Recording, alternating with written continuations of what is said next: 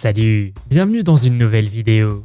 Dans un monde où les frontières entre science-fiction et réalité sont souvent floues, le concept de voyage dans le temps captive notre imagination depuis des siècles. Mais que se passerait-il si nous vous disions qu'il existe des vidéos prétendant apporter la preuve que le voyage dans le temps n'est peut-être pas seulement le fruit de notre imagination? Nous vous présentons aujourd'hui 20 vidéos qui pourraient prouver que le voyage dans le temps existe. Vous êtes nouveau sur la chaîne? N'hésitez pas à vous abonner, à cliquer sur la cloche pour activer les notifications et à laisser un pouce vers le haut pour nous soutenir. Numéro 20. Plusieurs théories sur le voyage dans le temps ont émergé après une découverte intrigante dans les mains d'un fan d'Elvis Presley lors de son dernier concert. La vidéo, tirée d'une performance de 1977, montre des fans en délire pour le roi du rock'n'roll. Alors qu'il monte sur scène dans sa combinaison blanche emblématique, des femmes tendent la main et nous voyons une main mystérieuse tenant un objet métallique rectangulaire. Les théoriciens spéculent que cet objet ressemble à un smartphone moderne, suggérant qu'un voyageur dans le temps aurait pu être présent au concert il y a plus de 50 ans. Ils pointent du doigt une caractéristique dans le coin supérieur gauche ressemblant à l'appareil photo d'un iPhone actuel. Cela soulève des questions sur l'existence d'une telle technologie à l'époque ou sur la présence réelle d'un voyageur dans le temps. Numéro 19. William Taylor affirme avoir voyagé jusqu'en 8973 dans le cadre d'un projet secret du gouvernement britannique. Au cours de son séjour dans le futur, il affirme avoir rencontré des hybrides robots-humains télépathiques et avoir vécu dans une société utopique, exempte de crimes et de conflits. Il aurait passé 6 heures dans ce monde futur, souhaitant pouvoir y rester en raison de ses solutions à chaque problème. Pour étayer ses affirmations, il a subi un test de détection de mensonges mené par Apex TV, où il a réussi la plupart des questions sur ses expériences de voyage dans le temps. Il décrit les habitants de 8973 comme des personnes avec des têtes et des yeux inhabituellement grands avec lesquels il a communiqué en anglais. L'histoire de William comprend également l'affirmation selon laquelle la technologie du voyage dans le temps sera accessible au public dès 2028. Numéro 18. Un film de 1937 a alimenté les rumeurs de voyage dans le temps en raison d'un moment saisissant capturé par la caméra.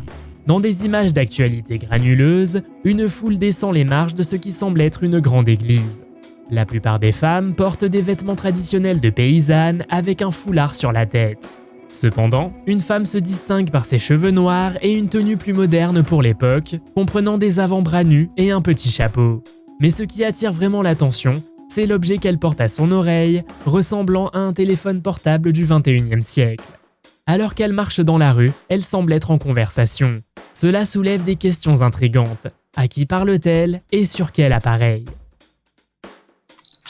Numéro 17. En mai 2024, un propriétaire d'Airbnb a signalé un incident étrange impliquant une effraction dans son abri de jardin. Un intrus est entré dans son abri, a apparemment disparu, puis est revenu plus âgé, affirmant avoir voyagé dans le temps. Alex Schall, un agent immobilier de Floride, est devenu viral après avoir partagé les images de la caméra de sécurité sur TikTok. La vidéo montre un homme en t-shirt blanc et en short entrant par le portail de la cour avant. Au début, Alex craignait que l'intrus n'ait l'intention de pénétrer dans sa maison, mais ce qui s'est passé ensuite était encore plus étrange. Après avoir erré, l'homme est entré dans le hangar puis a soudainement disparu. Malgré les cris d'Alec à travers un microphone relié à une caméra, il n'y a eu aucune réponse. Finalement, Alec a appelé la police, qui est arrivée pour enquêter mais n'a rien trouvé. Le lendemain, Alec a reçu une autre alerte concernant une personne sur sa propriété. Lorsqu'il a visionné les images, il a été choqué de voir un homme plus âgé sortir du même hangar où le premier homme avait disparu. Ce deuxième homme avait l'air beaucoup plus âgé, avec des cheveux blancs et une tenue différente, bien qu'il portait les mêmes lunettes que le premier intrus. Certains pensent qu'il s'agissait du même homme qui avait vieilli grâce au voyage dans le temps. Numéro 16. Cette étrange vidéo d'une émission de télévision des années 80, où l'on voit des gens danser, a suscité des spéculations sur le voyage dans le temps. La vidéo capture une performance sur scène avec plusieurs personnes dansant en arrière-plan. La caméra se déplace ensuite vers le public en direct, révélant une foule enthousiaste qui applaudit.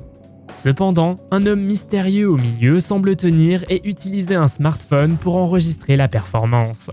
Les smartphones disponibles dans le commerce n'ont fait leur apparition qu'au début des années 90 et aucun à l'époque n'avait de caméra intégrée. Alors pourquoi cet homme semble-t-il filmer le spectacle avec un téléphone? De nombreux téléspectateurs ont suggéré qu'il pourrait être un voyageur dans le temps.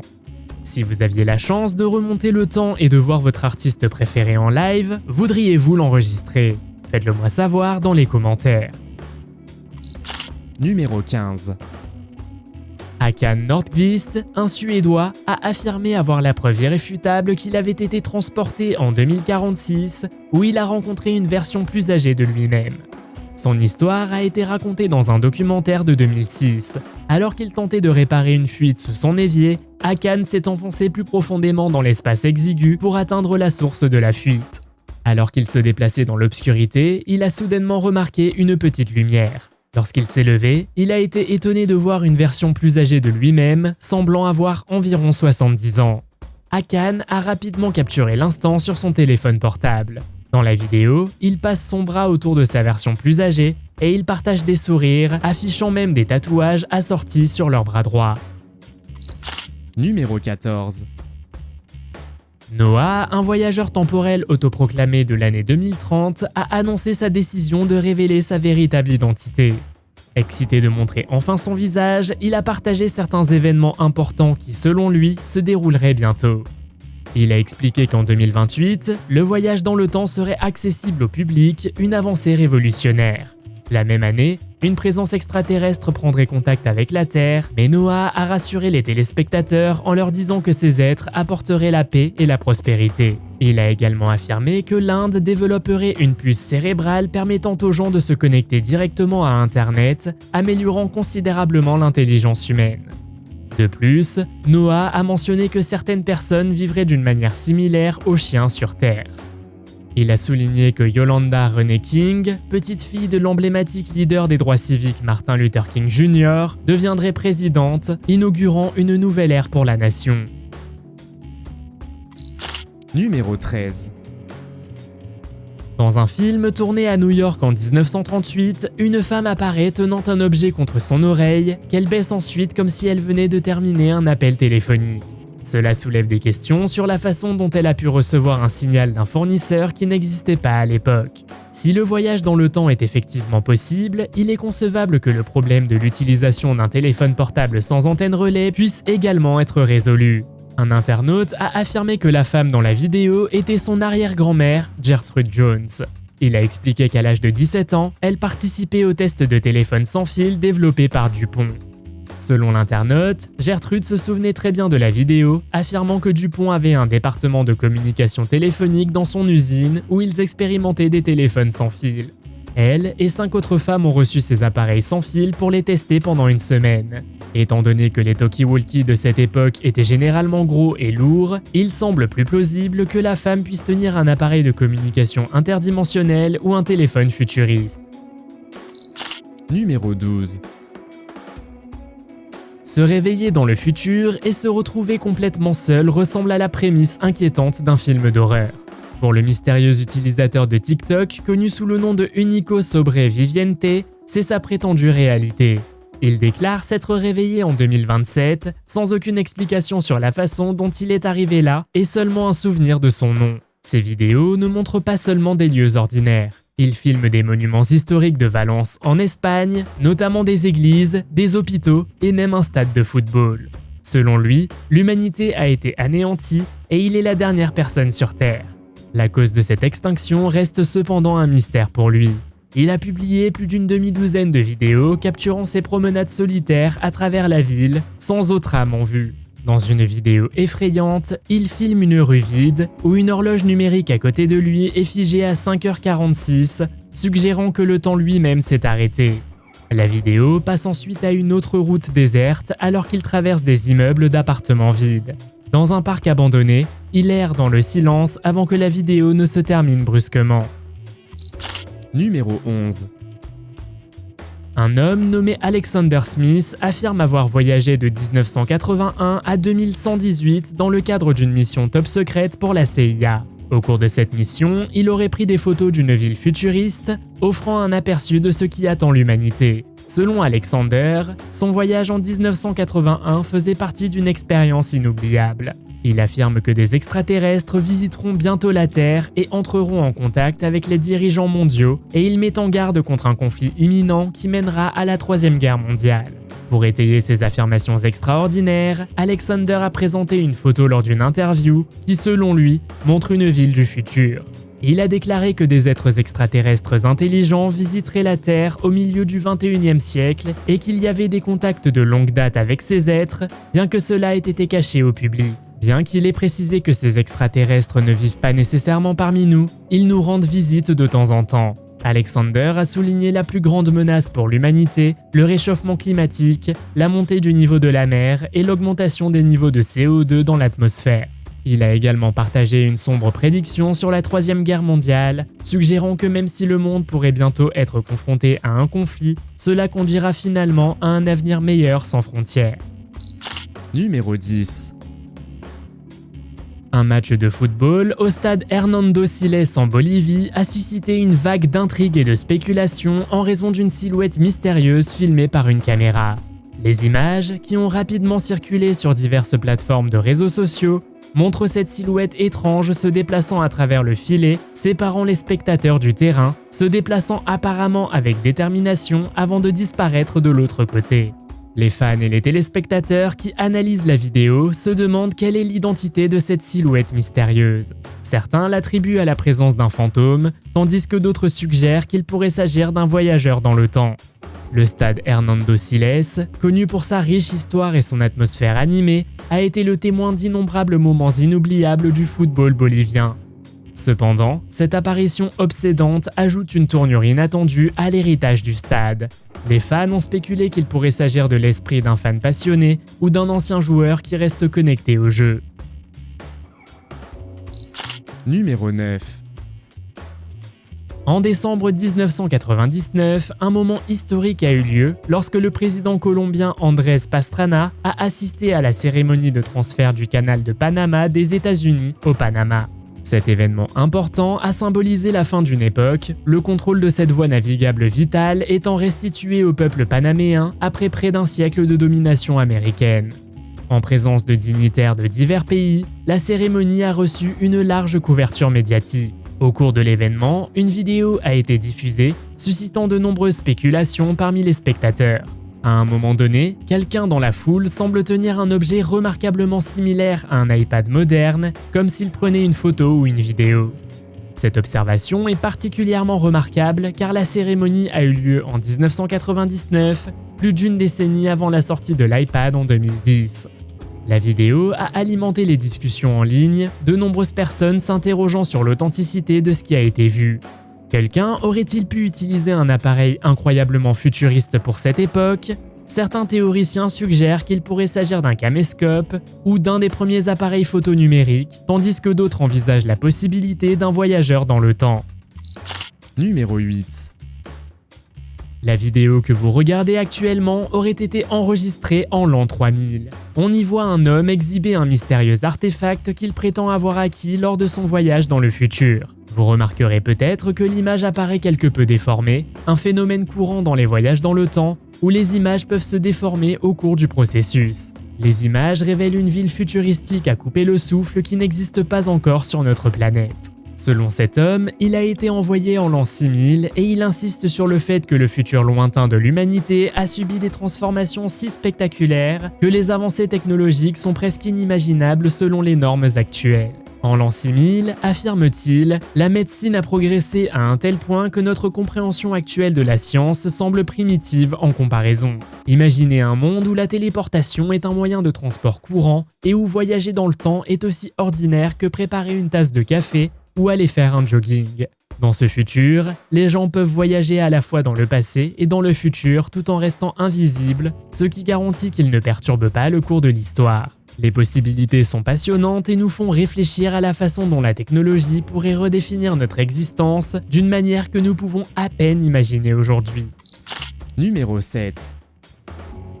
Le cinéaste irlandais George Clark a suscité de nombreuses spéculations en affirmant avoir découvert des preuves de voyage dans le temps. En regardant la version DVD du film de Charlie Chaplin de 1928, Le Cirque, Clark a été intrigué par une scène supplémentaire. Lors de la première du film, une mystérieuse femme apparaît tenant un objet qui ressemble à un téléphone portable, comme si elle était en pleine conversation. Cette observation est particulièrement étonnante car elle a eu lieu 45 ans avant l'introduction du premier téléphone portable commercial en 1973.